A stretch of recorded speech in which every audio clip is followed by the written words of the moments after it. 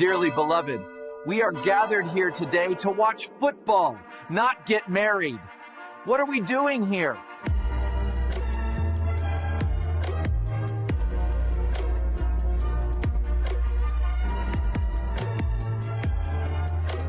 I've gotten a lot of baby powder. People are like, man, what'd you get out of baby powder for? I think I'm going to have to smack the hell out of a lot of people this year. I just can feel it.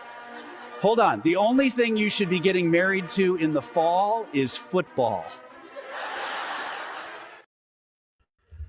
That's right, y'all. It's no weddings in the fall. Apparently, my internet's lagging a little bit. It's the show that rekindles your love back to football. We are back for Wednesday night. We got a lot of college playoffs coming up. The NFL season's coming to an end. So we got a lot to break down tonight. Let's welcome in the star of the show, Ben Skadoob Troupe. Welcome to the studio, sir.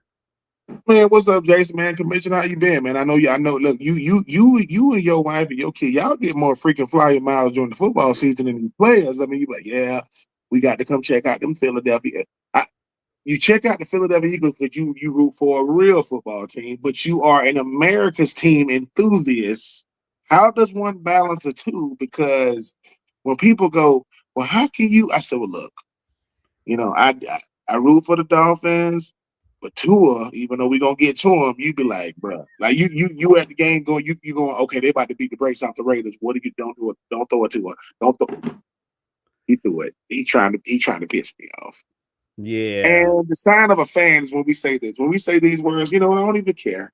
Yeah, you do. Because if I got to say it out loud, I care. And Tua, that's a lot of money to look mediocre, man. That's a lot of money to look average, man. And I don't know what was worse this year.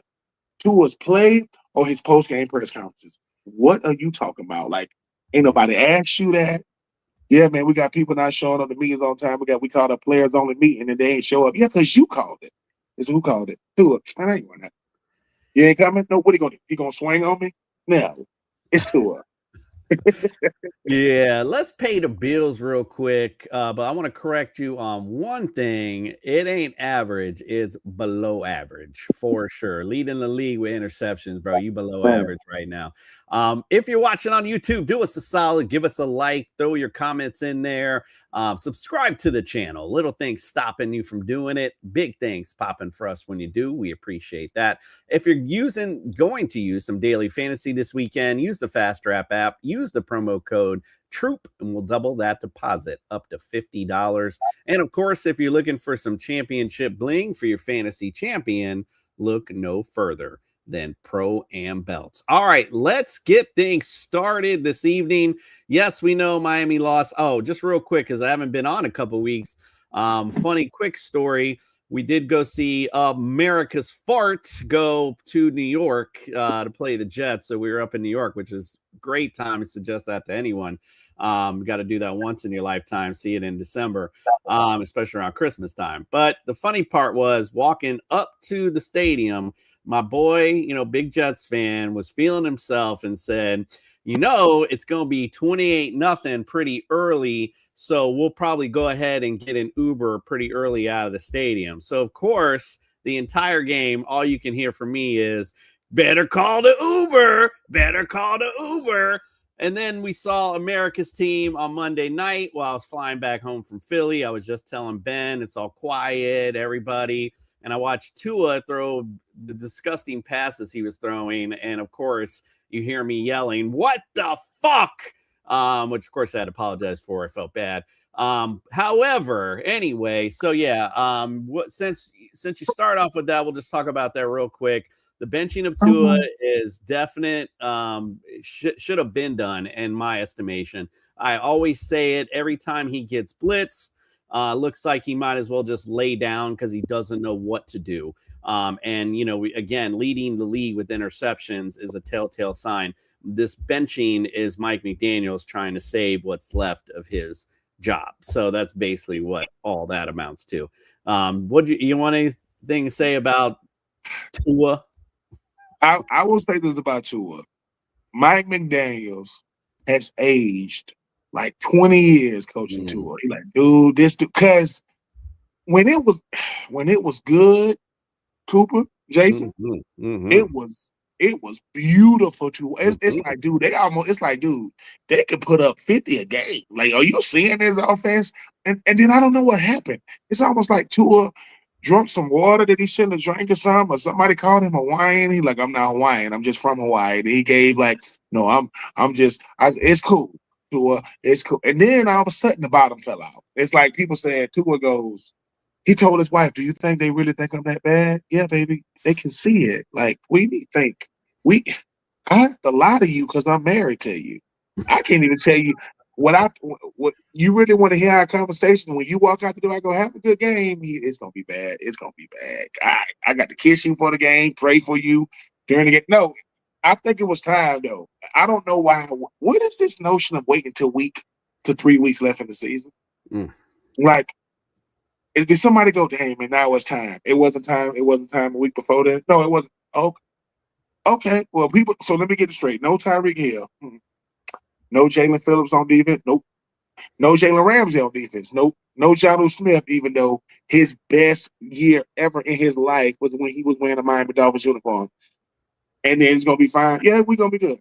A-Chain, like, look, dude, I can only do so much. I can't block. I can run it. I can catch it. Tua, it's the most interesting decision in football is going to be who's going to take Tua and that money in the offseason. Because Stephen Ross was like, I didn't want to give you what I gave you. And you know what? I know people don't want to say this. Coach Brian Flores don't look as crazy now, do it? So when everything came about Brian Flores, what he was saying to Tua, he shouldn't have said that. He was like, what they got to say now? And I get it. He drafted him. His kids took pictures with him. And he was like, dude, there's something wrong with this dude. Like, there's something wrong with Tua. So I don't know how it's going to end up. But when I saw it, I mean, just imagine Coach Mike McDaniel. They said either Mike is going to be you or Tua. Okay, I tell him that he's gone. He's benched. Okay. Because Mike McDaniel had to deliver news. The weirdest coach in football is Mike McDaniel. I don't know what he be talking about in his post-game press conference. I'm like, that's not even a sentence. Basically, he's saying, I got the coach Tua. Can I get a mulligan? Okay. You get it. You got that's your excuse. Quinn Ewers, come on down, young man. It took you 16 weeks to get here. but you here, and we'll see what happens. Well, at the end of the day, like you said, when it was good, it was good. When he first got there, everything was good. He built up Tua, had no confidence coming into the league. So, Mike McDaniels did a great job coaching him. And that offense, there was a lot of misdirection. There was a lot. Now, I will give them credit to where they, once Tyreek Hill left, they turned into a running team. So their offense was more predicated on just running the football. And I literally had this conversation in my fantasy league text that someone said, hey, can Miami pull the upset? I said, it's no upset. I was like, they're both about average teams. But I said they've become like a team that can play in December. Defense is playing well. They can run the football. But my last statement was, but if Tua don't fuck it up, and that's exactly what the hell I knew it was going to be a long game. Look, when players start doing stuff, like why was Dallas out there in the snow? I mean, why was Miami out there in the snow? And man, it's cool. It ain't that cold out here. Let me tell you something. It's cold as hell out here. We can see the smoke coming out y'all mouth. But when you like Matt Holland from New England coming into the stadium, no shirt on, no shoes. What's wrong with you? Like, you're not proving a point. It's cold. I got to do this for 3.5 hours. If you live in Miami, you live in Miami for 3 reasons. Miami is 1. Texas is 2. Right? And it's Miami. Like, you can't go. Problem is, you forget, hey, man, it's snowing in another part of the country for real. Yeah, man, where we going, it's cold. So we're going to get up there, we're going to act like we ain't cold. Man, please. That sideline, if you ain't cold, you ain't got on no sleeves, you ain't all like this, it's cold. Well, ain't nobody tripping. And then, and that's another thing. People like, these hot weather teams can't play in the cold. Okay. Duh. Yeah. Like, I just left 80-degree weather, 75 degrees. The people in Miami don't got big coats. They don't got like a big coat, like a puffy coat. No, I got like a little designer coat to go out, like a real goose, like a goose down. No, We don't do that. Yeah, we had to buy some big ones when we went up north because we didn't have nothing like that for sure. All right, let's talk about the rest of week 15 with the week on repeat. And now to football scores with the boys from No Weddings in the Fall with the week on repeat.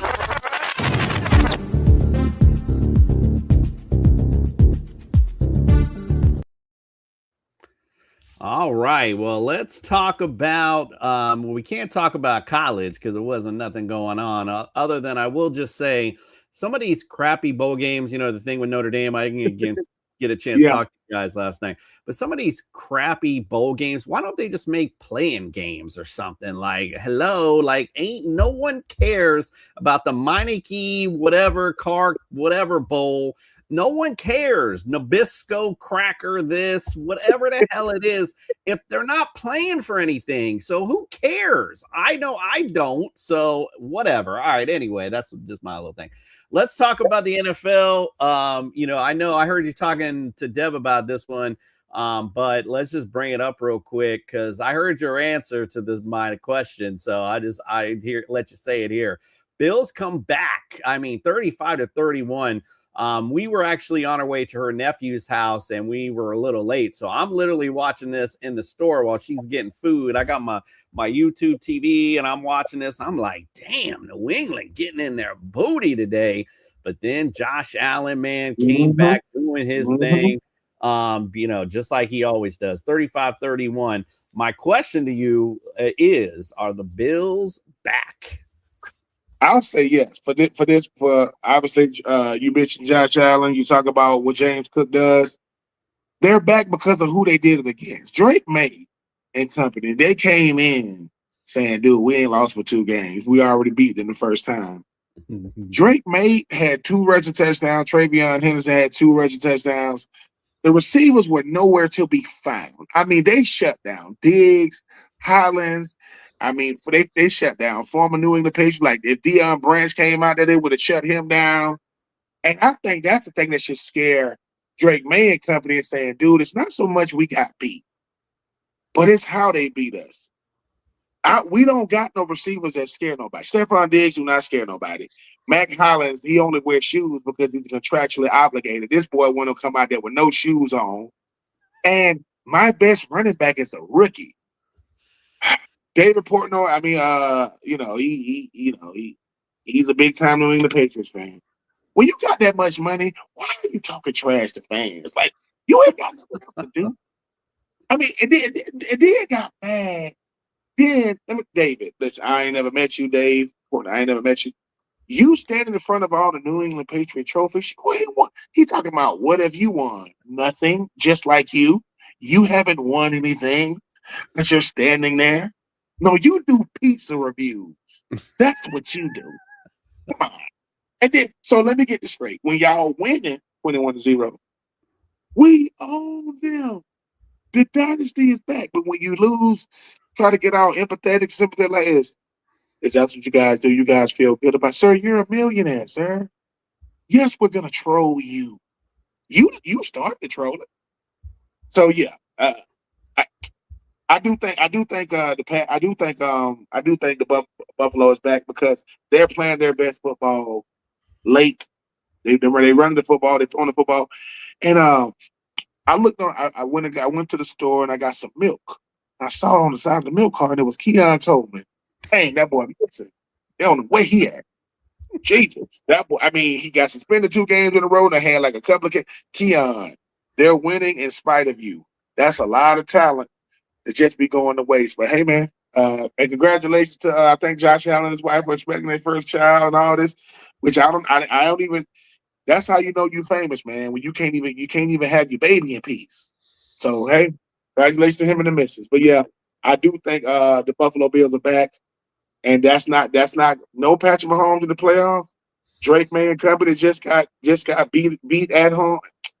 Watch out for the Drake May and company. They're still gonna be there, but watch out for the Bills. Watch out for the Bills. So let's go the opposite side of the spectrum.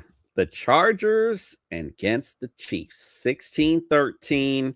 and Mahomes with the ACL. And luckily for me, when I went to school for physical therapy, so I knew right away that he tore his ACL. It turns out he tore his ACL and LCL as well. So not we call it the terrible triad when you tear your MCL along with it. So he didn't do that, at least, that's the one that's the biggest recovery. But still, 2 ligaments down. Probably won't be seeing him till at least middle of next season. So my question out of that game is the dynasty done? Yes, I think the dynasty was done last year in the Super Bowl because Philadelphia showed what the Kansas City Chiefs lack, and that's an offensive line that could protect Patrick Mahomes. And this is when you know the dynasty is done. So Travis Kelce obviously is well documented, arguably the greatest tight end to ever play. He's getting married soon. Him and his brother doing great things. He was on his show with his brother, and he said, "Man, usually I can find the answers. Like during the year, I can find." He said, "I can't find that. It's like nothing's working." And most players in his position, they ain't gonna admit that for the world to hear. He was like, "Bro, I ain't got it." It's almost like you the best player at the YMCA. My crops will work every time. Then I go up in there one day, it ain't work. Then my jump ain't hitting. I'm like, hey, I gotta either pick another YMCA or retire. So and Kansas City had an incredible run from Andy Reid. You start talking about Tyreek Hill. You start talking about Pacheco, Chris Jones, McDuffie. They was doing it, and then Philly looked and said, "I don't think they're that good, dude." And then it was so crazy in the Super Bowl last year. They get the break speed off them. People like, I think Pat Mahomes and company can come back and do what? They're not coming back. The refs can't help them come back. So I do think it's over. I think we appreciate what Patrick Mahomes has done, but Patrick Mahomes, the way he plays football, you surprised that it's the first major injury he's had, like the way he plays. But yeah, when I saw his knee, I was like, yeah. Listen, when that knee go a little bit to the left, a little bit to the right, just that's it. That's all it takes. And he laid there. But here's the real question: what is Chris Collinsworth going to do now? Like, who is he going to talk about? Like, what is he going to say? They're going to be like, is he going to take a leave of absence? Or he going to say, I'm not coming back till Patrick Mahomes comes back? That's who I love him. I know I got my son that do Sunday Night Football, but I love Patrick Mahomes. I would adopt him right now. So Chris Collinsworth, I don't know what you're going to do until he comes back. I know what he's going to do. He's going to make a bunch of Patrick Mahomes references that has nothing to do with Patrick Mahomes just to be able to, he got a quote. I got to say his name at least 10 times to broadcast. So, it's so bad that even my son, we were watching the Chargers Chiefs. Now, I'm in Philly. He's down here in Florida. And we're watching this game. And I hear this man say something. Maybe this was last week. Maybe I'm mixing it up. But all I remember was whoever the hell they was playing, I feel like it was Justin Herbert when I heard this, is that Justin Herbert jumps forward and throws a pass to throw it away. Like that was what he was doing just so he wouldn't take a sack. And literally, instead of praising Justin Herbert, the first thing he said was, that was very Mahomes-like. And my son texted me immediately. He was like, what? I was like, That's so crazy. It's crazy. Let him go, bro. Like, damn, he ain't. I mean, Mahomes is great. He's played some great football, but damn, bro. Like, I mean, if we talk about Brady or something. We could meet if me and you was on the east side of Chris Collinsworth, we'll just keep looking at him and say, "Dang, man, I mean, I saw a dude driving into the stadium that he drives just like Patrick Mahomes. I mean, and I saw a dude." I mean, he went to he get a haircut and said, "What you want? Give me the Patrick Mahomes. You want the mohawk? Yeah. Give me the mohawk in 2025. I want a mohawk." Oh, and the quarterback, Raioli or whatever his name from Nebraska, he's transferring. And people was like, what is he going to do? They say he might try to tear his ACL because he want to do everything like Patrick Mahomes. Like, when you say things like, don't get mad at me because God made me look like Patrick Mahomes, no, God did not. You went to Nebraska, you got your hair cut like that, and you don't have real friends to tell you, do you think it's a flex that you look like Patrick Mahomes? No, the flex is to play like him. You don't play like him. I wear a red sleeve and I got the dad bod, man. It's just, I'm just saying, man. And listen, love your Patrick Mahomes. You ain't done nothing, but two things. Patrick Mahomes is out for the rest of the year, and hopefully his brother don't start doing TikToks again because his brother was tripping. His brother was doing all that dancing, so he was tripping. For real. All right, let's get now. We're sound like Chris Collinsworth. Let's quit talking about them. Let's go to the Rams in Detroit, 41-34. I wasn't surprised at the outcome, nor at the big amount of points that were made. But the question, though, is what has happened to these Detroit Lions? Not to say that this was a condemnation on them, but their record this year, it's just not the Detroit Lions I'm used to seeing. So what do you think? What's going on with the Detroit Lions? Everybody thought that when you lose coordinators like Ben Johnson, Aaron Glenn, people saw, oh man, we still got Dan Campbell, we still got this coach, we still got Amon St. Brown and Aiden Hutchinson and Montgomery, and Gibbs. But it's gonna start showing itself as we talk about teams that's good enough to beat you. And here's what really happened to Detroit. They can never get the run game and the pass game on the same level. Sometimes the run game is good, sometimes the pass game isn't. Sometimes the pass game is good, sometimes the run game isn't. People have realized, all right, Amon St. Brown, he's a really, really good player.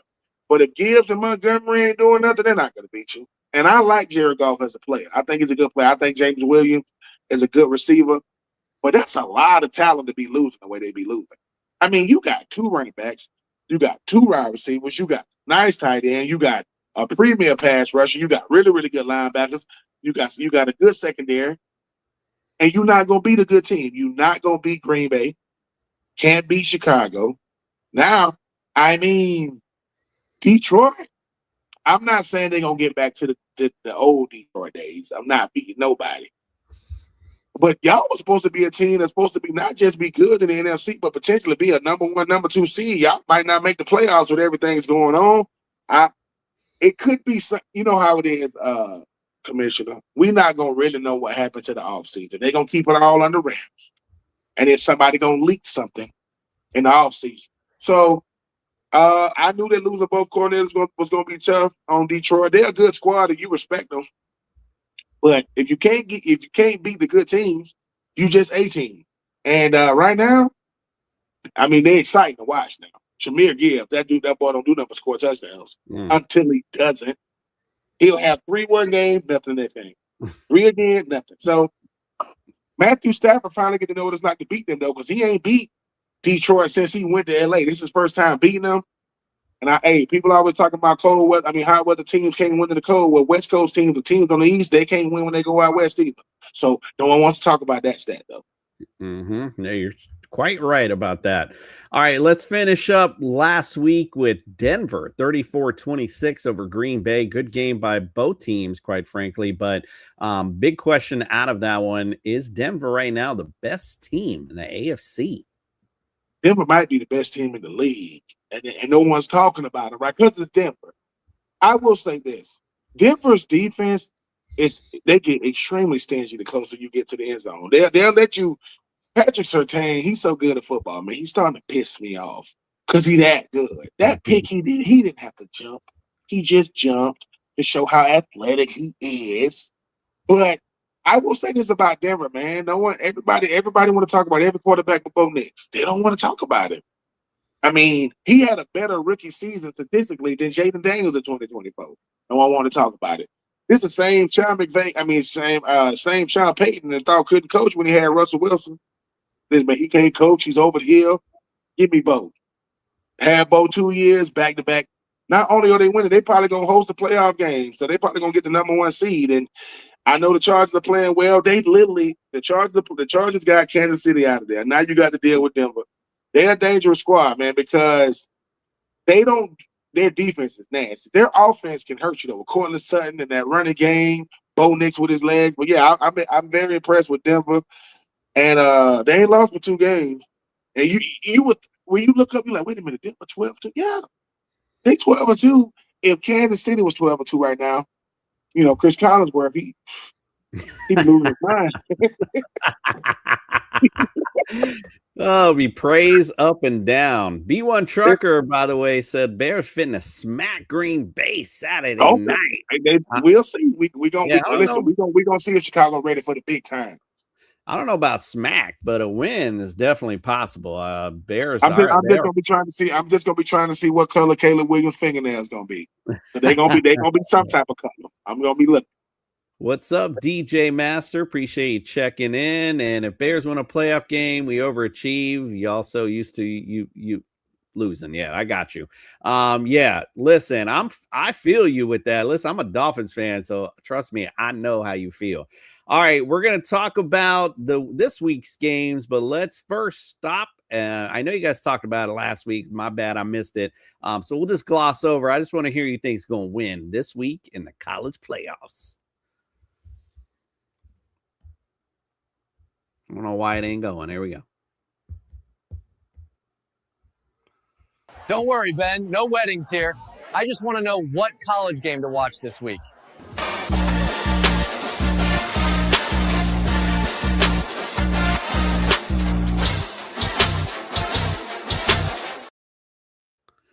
All right, my internet is lagging. My bad. All right, let's talk about the college playoffs this week. Here is the graphic, of course, and we'll start off with the first one, which is on Friday. Number 8 Oklahoma versus number 9 Alabama. Oklahoma 5-2-1 all time. Played back in November. Oklahoma won 23-21. They've won 2 in a row in this series. Who wins it? Captain the board name has come up with the Michigan vacancy. You know, he's come out and said he want to be an Alabama Crimson Tide. He's not going to Michigan. Well, you better beat Oklahoma. You've lost to Oklahoma 2 years. Here's the thing about Alabama. You've beaten Georgia 2 years in a row. You went 1-1 against Vanderbilt, and you've lost to Oklahoma. It's hard to beat a team twice in one season. It's hard to lose to a team 3 times in a row. And because of these market correction games, I'm going to go with Alabama. Now, Oklahoma will not go quietly now. And I know somewhere, you know, Gerald McCoy and, you know, Baker Mayfield and Kyler Murray, these Oklahoma Sooners, or whatever you call them. So I think Alabama wins again. I think it's exciting, but I do think Alabama moves on.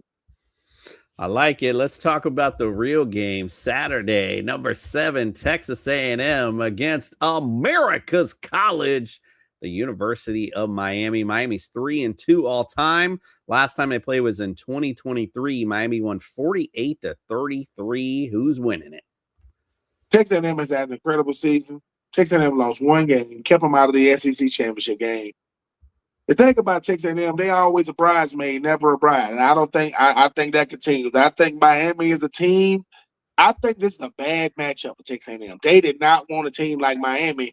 Miami is pissed. 1, because they didn't get to play for the ACC championship game. And 2, people really think they shouldn't have got in over freaking Notre Dame. They beat them. Shut up, Notre Dame. You got beat. I didn't want to hear that, but we got the Catholic Church. Well, go to church and confess. Tell them you lost, because that's what happened. I think Miami wins this one, Commissioner, for this reason. Texas A&M is good, right? But they knew. Ever seen Texas A&M in this type of situation before? I mean, when you talking about gig them, gig what? No, y'all the other team in Texas. People want to see the Texas Longhorns, not the Texas A&M Aggies. I think Miami, it's not going to be they're not going to pull off the upset. If you in the freaking college football playoff, unless you Tulane and JMU, they could be an upset. But I think Carson Beck and company, them boys out there from Coral Gables, I think they move on. Trucker said, I can't go for Miami. Y'all don't have no truck parking. That makes sense. I feel you. All right, let's go to the next one. Number 6, Ole Miss versus number 11, Tulane. Ole Miss leads the series 44-28. They played back in December. Ole Miss won 45-10. They won 3 in a row. I mean, this is what I wanted to say too. It's like, yeah, I feel you, Notre Dame. I understand you're upset, but there's no way you should have went ahead against the Hurricanes. But talking earlier about these dumb bowl games that no one cares about, how come he couldn't put Notre Dame against Tulane or James Madison? Like, nobody want to see them. That's just silly. Anyway, who do you think wins? I probably already know. But yeah, Ole Miss gonna beat the brakes off of Tulane again. I mean, the fact that both head coaches, Coach Summerall, the new head coach of Florida, he is gonna coach in the game, and obviously Lane Kiffin is not gonna coach for Ole Miss. But if Ole Miss wins, he still get whatever bonus he was supposed to get. He's still gonna get. This gonna be much to do about nothing. Tulane, y'all make the college football playoff, and no one's gonna remember it. This is gonna be a beatdown. Ole Miss gonna smack Tulane around. This is not gonna be close. I respect Tulane, but yeah, Ole Miss finally make it to the college football playoff. They get to play Tulane, the Green Wave. Yeah, well, you better bring your surfboards. It's gonna be ugly. It's gonna get ugly and stay ugly. Give me the Rebels. Yeah, they're gonna be waving by real quick. I'd even bring up the number 5 Oregon versus number 12 James Madison game. It is their first ever meeting, so there's nothing really even to talk about. They're gonna get smacked the fuck up. I don't even need to hear it. It's just silly that they even do this stuff. But this goes back to, hey, I know I'm glad they put in a playoff, but they need to work on some things. Like this here is silly. The Tulane is silly. Like, put those teams in. I know they may not have won their conference, whatever, but they're just better, and we all know it. So why are these other teams in here? It makes no damn sense. All right, let's get on to NFL Week 16. You all are terrible. Even the boys from No Weddings in the Fall didn't pick you to win.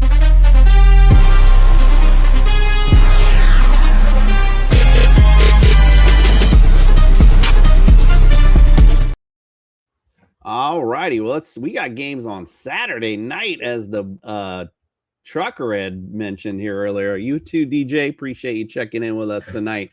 Green Bay at Chicago. Green Bay leads this series 109-96-6. They played just a couple weeks ago. Green Bay 28-21. Did I write that down? I thought Chicago won that. Maybe I wrote that down wrong. But who cares? Who do you think wins this game? I'm going to go with Green Bay. I mean, Chicago is one of those teams. They've had a really, really good year. Caleb Williams and Ben Johnson experiment seems to be working. But Green Bay has dominated Chicago as of late. Like I said, when I was talking to Dad, whether it's Brett Favre, whether it was Aaron Rodgers, Jordan Love, they found a way to get a big win against Chicago. Chicago is a better team this year. Chicago is playing much better. But Green Bay is like, you got to prove it to us. I don't care what y'all done when y'all not playing us. What you do when you play us, I'm going to go with Green Bay, even though Caleb Williams and company will make it interesting. Yeah, I mean, with no Micah, and no pass rush, to me, I'm going to go Chicago, because I just feel like the way Caleb Williams been playing this year, we just saw Bo Nix light them up once Micah went out. But he was doing pretty well. I think Chicago, especially at home, if this is in Green Bay, it might be a different story, but I think they got the recipe right now to beat the Bears. B1 Trucker agrees. He says, man down or bear down. He also wanted to tell you, man, whatever.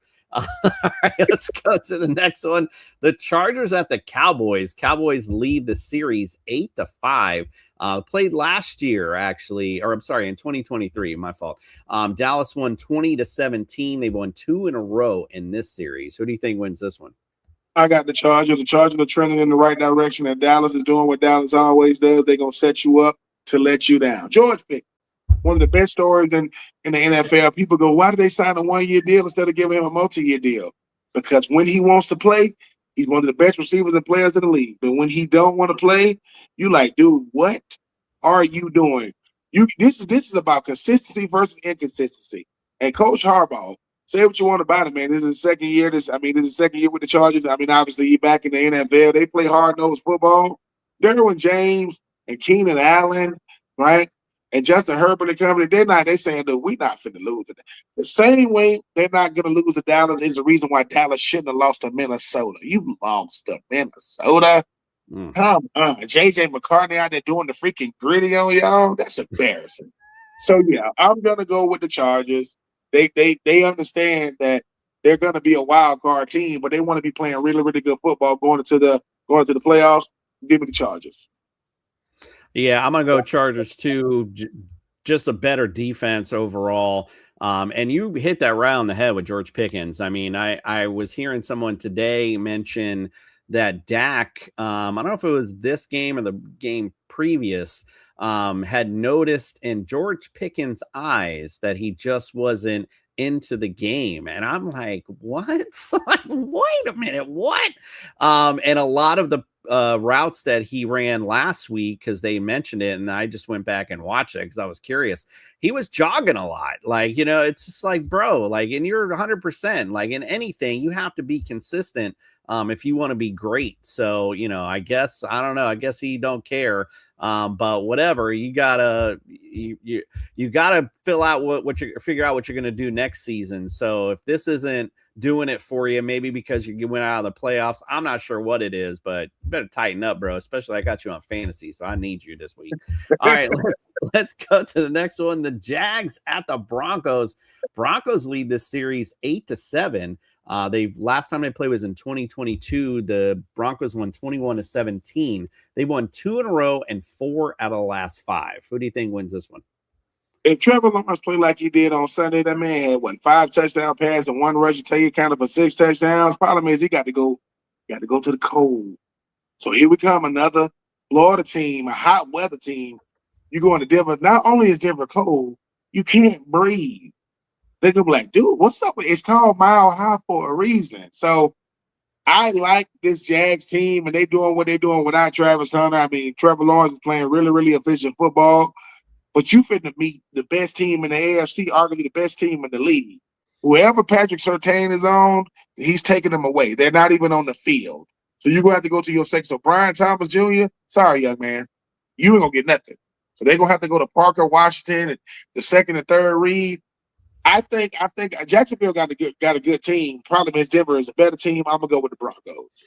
Yeah, I mean, if this was in Jacksonville, I might be leaning toward the Jags the way they've been playing, but as we've been saying, Broncos been playing lights out too. So I'm excited for this game. Although the one little caveat I will say, as in Denver on Sunday, it's supposed to be only 58 and partly cloudy, so it just might be nice.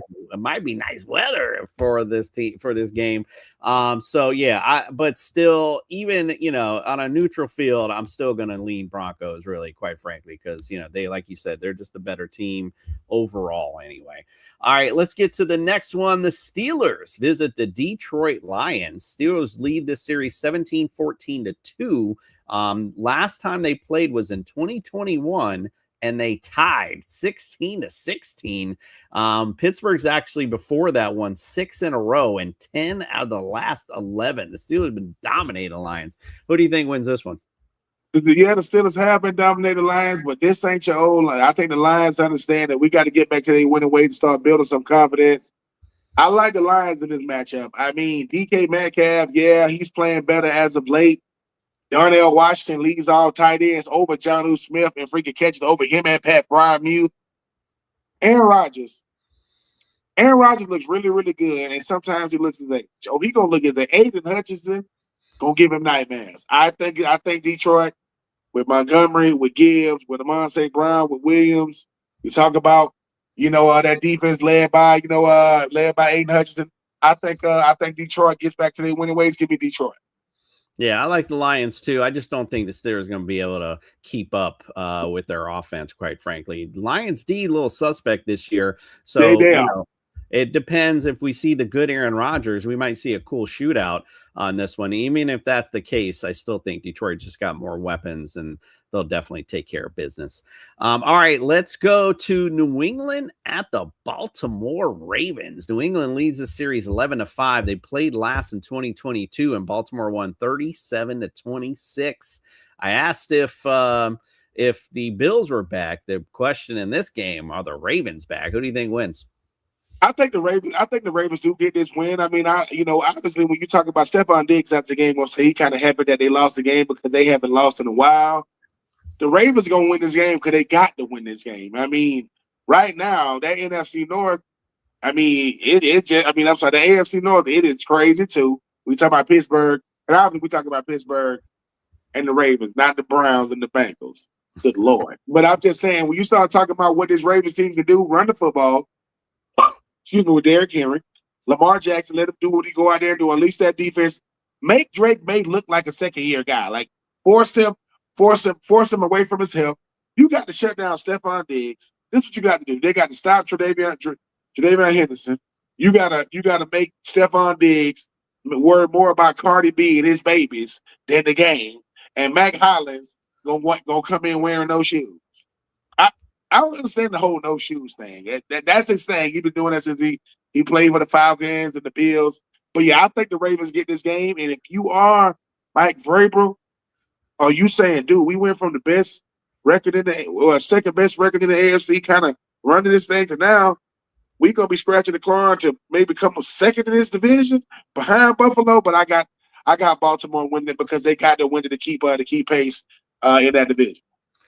I can't say this as a fact, but I believe we drafted Matt Collins, and I know he was on the Dolphins for quite a while. So that might have been where the no shoes came from, quite frankly. That's what I keep thinking every time I see him. Like, bro, you ain't in Florida no more, bro. I like the Ravens in this one. I think they're starting to get that playoff push to them, where the Patriots are kind of still a little young, believe it or not, crazy enough to say. And, you got to learn how to win in cold weather and win these games when they matter the most. So I'm going to go with Baltimore. They're used to doing it. So is Lamar. DJ, we appreciate you joining us as always. I'm glad you keep coming back to watch. Think we're funny. I got something real funny for you real quick.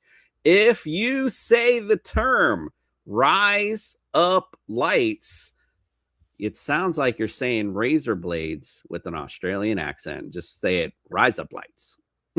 Rise up lights. That is crazy.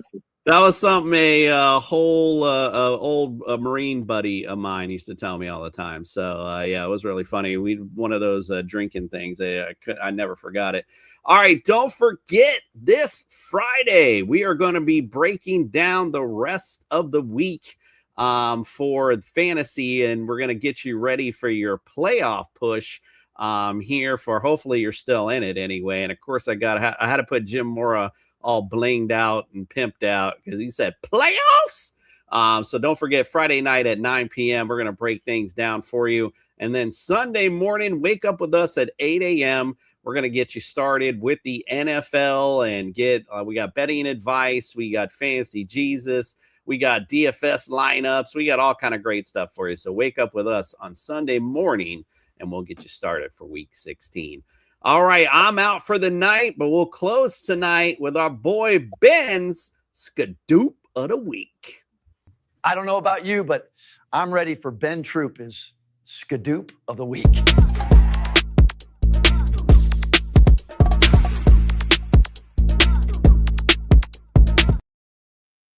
What up, my good people? I am Ben Troupe. Always a pleasure being on with the commission. Make sure you like, share, and subscribe. But I just want to get something off my mind really, really quickly. The whole Tua situation is very, very funny for a lot of reasons. Number one, Tua, I think he's played his last down of football as the Miami Dolphin. If he hasn't played his last down of football, period. The fact that Tua Tagovailoa coming out of college had a dislocated hip. He dislocated his hip. And he got drafted. Brian Flores drafted him. Brian Flores is no longer the head coach of the Miami Dolphins, and he was saying things about Tua. Everybody jumped on Brian Flores because Tua looked good for a couple of seasons. Here's the thing: Tua Tagovailoa, his career was going to come to an end for two reasons: either concussions or play on the field. It's actually going to be play on the field because he's owed a lot of money, $96 million guaranteed in 2026 to be exact. And the play just ain't there. Tua, I'm rooting for you, young man. I don't know how you're going to find a way to get your money, but the commissioner told me to tell you to get the hell out. I am being true. This is No Wetters in the Fall, and we out of here.